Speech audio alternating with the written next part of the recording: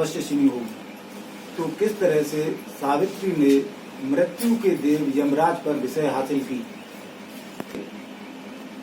शक्तियां अर्जित कर रखी थी।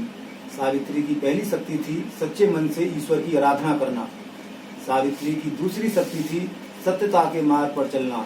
और सावित्री की तीसरी शक्ति थी पतिव्रता धर्म को अच्छे से निभाना।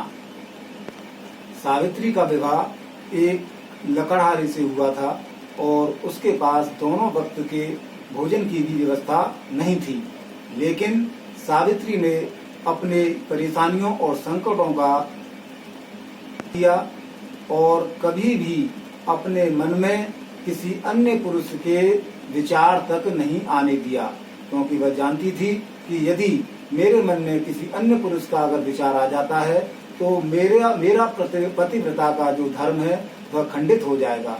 अतः इसी प्रकार सावित्री ने अपनी तीनों शक्तियों को एकत्रित करके यमराज को परास्त किया और अपने पति के प्राणों की रक्षा की।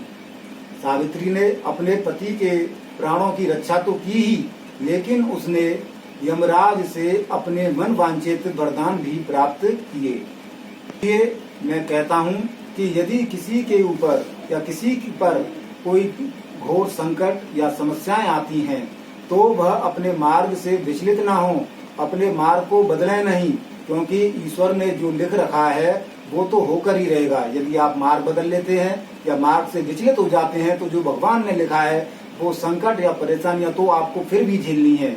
तो मैं कहता हूं कि आप अपने मार्ग से विचलित ना हो, मार्ग को परिवर्तित ना करें और अपनी सत्यता को, अपनी पवित्रता को और अपने धर्म को खंडित होने से बचाएं।